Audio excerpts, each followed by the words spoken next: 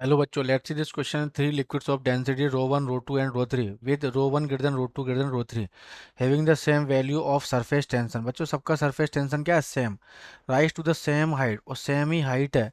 Three identical capillaries. The angle of contact theta 1, theta 2, theta 3 आपको बताना है. Clear? तो बच्चों जो कैपिलरी के अंदर जो ट्यूब होती है, कैपिलरी ट्यूब, उसके अंदर जो लिक्विड राइज करता है H is two 2t cos theta upon जैसे रो जी आर, ये फॉर्मूला होता है हमारे पास. ठीक है. अब यहाँ पे क्या गिवन है? अब यहाँ पे सेम वैल्यू, तो ये आर रेडियस है ना, टेंशन टी, और ये हमारे पास हाइट, हाइट भी क्या है? सेम. ये सारी सारी वैल्यू क्या है? कांस्टेंट है. ठीक है. सारी वैल्यू क्या है? कांस्टेंट है. तो अब हमारे पास बता, this is cos theta by rho, लेकिन डेंसिटी तो अलग अलग है. तो ये कोस थीटा बाय रो जो है, ये क्या हो जाएगा हमारे पास? कांस्टेंट हो जाएगा. बाकी सब वैल्यू कांस्टेंट है, तो ये वेरी करेगा इसके रेस्पेक्ट में. वो तीन ही हमारे पास क्या है? डेंसिटी. तो मैं इसे क्या लिख सकता हूँ? Cos theta one by rho one is equal to cos theta two by rho two cos theta three by rho three. ठीक है ना. और आपसे बोल रहा है कि rho one greater than rho two greater than rho three.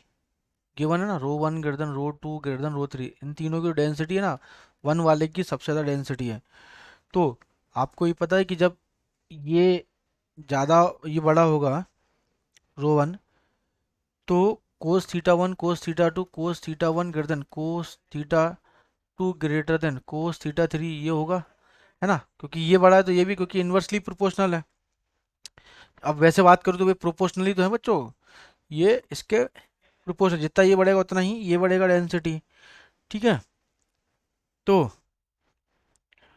अब आपको पता है कि यहाँ से बच्चों जो theta is equal to 0 degree, मतलब 0 डिग्री की वैल्यू क्या होती है?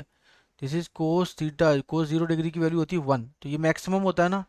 Theta is equal to 90 degree होता है, तो कोस 90 डिग्री की वैल्यू होती है 0.